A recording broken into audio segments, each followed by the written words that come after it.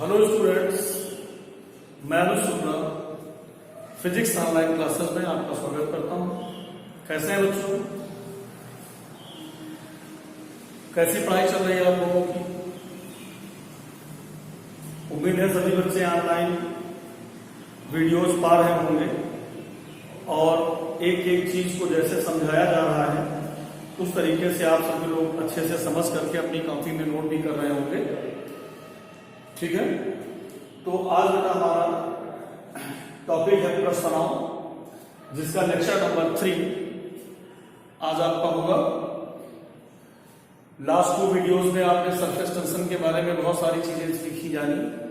आज हम लोग इसी चैप्टर में आगे बढ़ेंगे और जानेंगे प्रश्न तनाव के दैनिक जीवन में उदाहरण। ठीक है,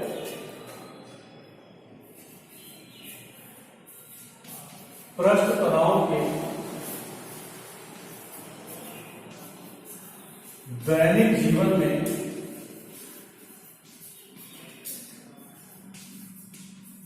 उदाहरण।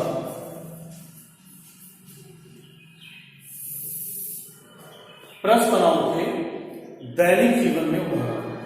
हमारी मॉडर्न लाइफ में प्रश्न तनाव कहां देखने को मिलता है? ठीक है, तो आइए जरा हम आपको एक एक करके इसके कई एग्जाम्पल बताते हैं जहां पर आपको प्रश्न तनाव के बारे में तमाम चीजें सीखने को मिलेगी, जानने को मिलेगी। जैसे सबसे पहला इसका उदाहरण है शीशे के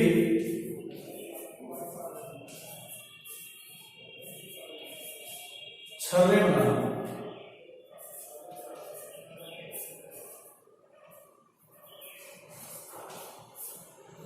शीशे के छर्रे बनाना। शीशे के छर्रे कैसे बनते हैं? शीशा जो है एक धातु है, पीबी, जिसको लेड कहते हैं। जब इसको कांच की भट्टियों में पिघला दिया जाता है तो बिल्कुल ये पानी की तरीके से तरल हो जाता है, लिक्विड हो जाता है। इस गर्म तरल को उछाल दिया जाता है, हवा में उछाल दिया जाता है। जब इसको हवा में उछाला जाता है तो ये प्रश्न तनाव के कारण ये छोटी छोटी बूंदें सिकुड़ने का प्रयास करती हैं और गोल हो जाती हैं। क्योंकि आप जानते हैं द्रव के पास एक गुण है कि वो अपने पृष्ठ क्षेत्रफल को न्यूनतम करने की कोशिश करता है। तो जब ये बूंदें ड्रॉपलेट से वो फुहारने से जब वो छोटी छोटी बूंदों में टूटता है तो प्रश्न तनाव के कारण ये बूंदें गोली रूप धारण कर लेती है, गोली आकृति धारण कर लेती है। इन छोटी छोटी नन्ही गोलियों को ठंडे पानी में गिरा दिया जाता है और ठंडे पानी में गिराने से ये सॉलिड हो जाती है, ठोस हो जाती है और शीशे के छर्रे बन जाते हैं। ठीक है, इसके बाद फिर इसका हम दूसरा उदाहरण देखेंगे। फुहारने से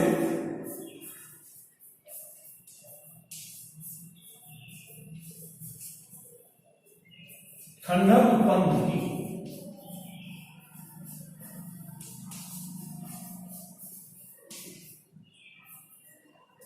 फुहारने से ठंडक उत्पन्न होती है। अगर किसी भी द्रव को फुहार दिया जाए तो उस द्रव का ताप कुछ कम हो जाता है, यानी उसका टेम्परेचर कुछ रिड्यूस हो जाता है, टेम्परेचर उसका कम हो जाता है। ठीक, इसका कारण क्या है? ऐसा क्यों हो जाता है?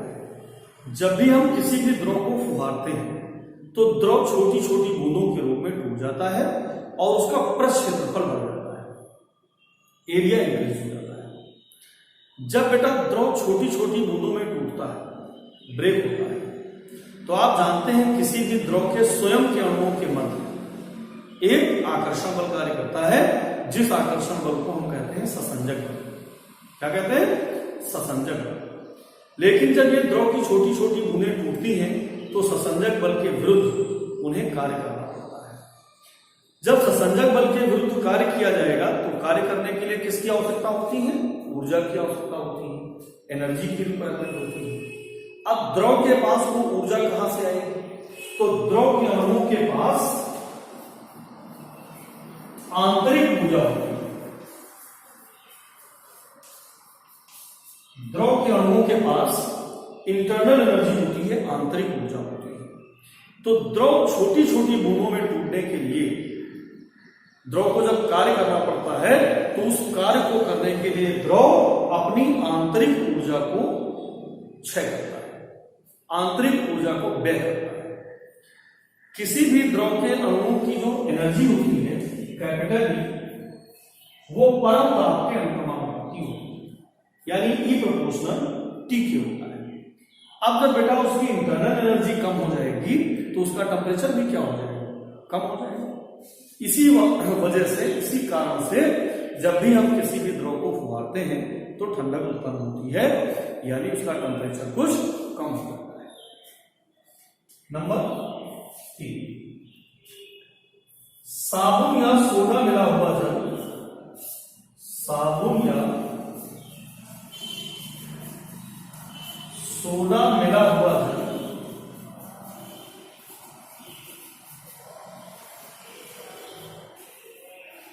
कपड़े की अधिक सफाई करता है, अधिक सफाई करता है।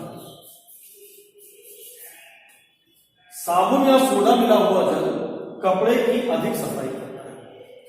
सामान्य जल की अपेक्षा अगर साबुन या सोडा मिला हुआ जल कपड़े पे डाला जाए या सामान्य जल से कपड़े धुलने की बजाय साबुन या सोडा मिले हुए जल से कपड़े धुले जाएं तो कपड़े अधिक साफ हो जाते हैं। इसका कारण क्या है?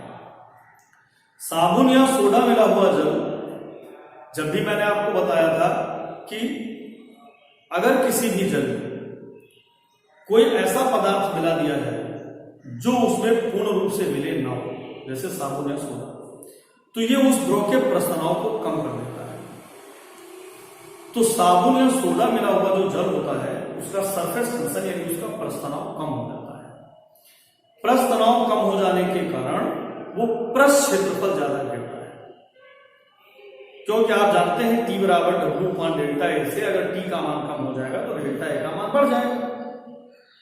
तो साबुन या सोडा मिला हुआ जल सामान्य जल की अपेक्षा कपड़े पर अधिक क्षेत्रफल घेरता है, कपड़े के अधिक क्षेत्रफल पर फैलता है और उन जगहों पर भी पहुंच जाता है जिन जगहों पर सामान्य जल नहीं पहुंच पाता है।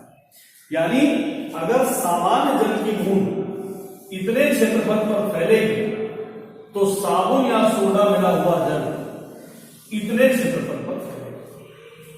यानी साबुन या सोडा मिला हुआ जल सामान्य जल की अपेक्षा कपड़े के अधिक पृष्ठ पर फैलता है और उन स्थानों पर भी पहुंच जाता है जिन स्थानों पर सामान्य जल नहीं पहुंचता। और साबुन या सोडा के मॉलिक्यूल मैल के मॉलिक्यूल से जाकर चिपक जाते हैं आसंजक बलों के कारण, जिससे कि मैल के अणुओं का द्रव्यमान बढ़ जाता है। जब कपड़े पटक पटक कर छांटे जाते हैं तो जड़त्व के गुण के कारण वो मैल के मॉलिक्यूल कपड़े से सटक के दूर निकल जाते हैं। इस प्रकार साबुन या सोडा मिला हुआ जल कपड़े की अधिक सफाई करता है। चलिए अब इसके बाद हमारा जो इसका अगला एग्जांपल है, गर्म सूप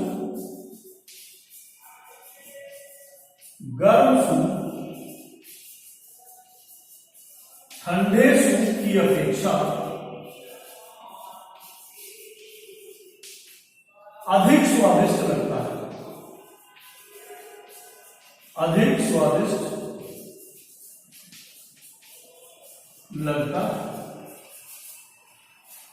गर्म सूप ठंडे सूप की अपेक्षा अधिक स्वादिष्ट लगता है। बच्चों आपने सूप पिया होगा, जाड़े के दिनों में शादी पार्टी में जब आप जाते हैं तो आपको सूप पीने को मिलता है। सूप हमेशा हल्का गुनगुना पिया जाता है, यानी हल्का गर्म पिया जाता है। अगर आप ठंडा सूप पिए तो इसका मतलब ये नहीं कि वो सूप आपको ठंडा नहीं लगेगा, वो आपको स्वादिष्ट नहीं लगेगा, स्वादिष्ट वो भी लगेगा, लेकिन उसकी तुलना गर्म सूप की तुलना में वो उतना स्वादिष्ट नहीं लगेगा। उसका कारण क्या है? जो गर्म सूप होता है उसका प्रस्तनाव कम हो जाता है, सरफेस टेंशन कम हो जाता है और पृष्ठ क्षेत्रफल बढ़ जाता है। इसलिए जब गर्म सूप का एक घूंट हम अपनी जीभ के ऊपर ले जाते हैं तो जीभ पर वो अधिक क्षेत्रफल घेरता है। और जब जीभ पर वो अधिक क्षेत्रफल घेरेगा तो जीभ पर जो स्वादेंद्रियां होती हैं, जो टेस्ट सेल्स होती हैं, वो पूरे जीभ के ऊपर बनी होती हैं, पाई जाती हैं छोटी छोटी स्वादेंद्रियां, जिनको हम लोग कहते हैं टेस्ट सेल्स। तो गर्म सूप पूरी स्वादेंद्रियों पर फैल जाता है क्षेत्रफल बढ़ जाने के कारण। और जब सभी टेस्ट सेल पर पहुंच जाएगा तो हमें उस पदार्थ के पूरे स्वाद का एहसास होगा, फुल टेस्ट उसका हमको मिलेगा। इसलिए हम लोग कहते हैं कि गर्म सूप ठंडे सूप की अपेक्षा अधिक स्वादिष्ट लगता है। तो ये भी किसका उदाहरण है? प्रस्थ तनाव का उदाहरण। प्रस्थ तनाव के गुण के कारण ही जो घाव हो जाते हैं, फोड़े फुंसी हो जाते हैं, उनकी सफाई आपने देखा होगा डेटॉल है, हाइड्रोजन पेरोक्साइड है, ऐसे पदार्थों से की जाती है। उसका कारण क्या है? क्योंकि इन पदार्थों का प्रस्थ तनाव कम होता है, सरफेस टेंशन कम होता है और ये अधिक पृष्ठ क्षेत्रफल घेरते हैं। तो फोड़े या फुंसी जहां पर भी होता है उसके चारों बड़े भाग पर जाकर के जड़ उसको नष्ट कर देते हैं। इसी वजह से इन्हीं पदार्थों से घावों की सफाई, फोड़े फुंसियों की सफाई की जाती है। जैसे आपने देखा होगा टूथपेस्ट, थोड़ी सी टूथपेस्ट की मात्रा जब हम टूथब्रश में लगा करके अपने दांतों पर ले जाते हैं तो खूब ढेर सारा झाग बनता है। ध्यान दिया कभी आपने? यानी बहुत थोड़ी सी मात्रा, उसका प्रस्ताव इतना कम होता है टूथपेस्ट का कि वो जितने भी आपके दांत हैं उन सभी दांतों के जगह जगह पर जाकर के फैल जाता है, राइट? और हमारे दांतों की अच्छे से सफाई हो जाती है। इसी वजह से हम लोग टूथपेस्ट से अपने दांतों को साफ करते हैं। तो they are the examples of surface tension. ये सब किसके उदाहरण है? प्रस्थ तनाव के उदाहरण। तो बेटा आप वीडियो को 1 मिनट के लिए ब्रेक करेंगे और ये सारी चीजें नोट करेंगे।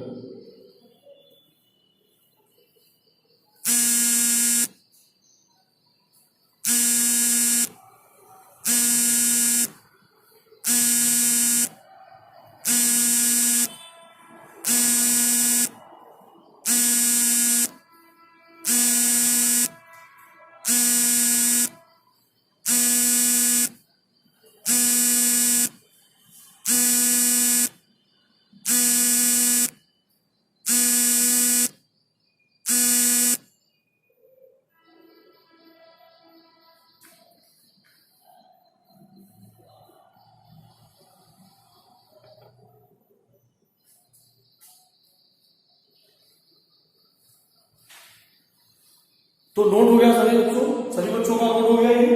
तो इस तरीके से प्रस्थ तनाव के दैनिक जीवन में क्या उदाहरण है, सबको समझ में आ गया।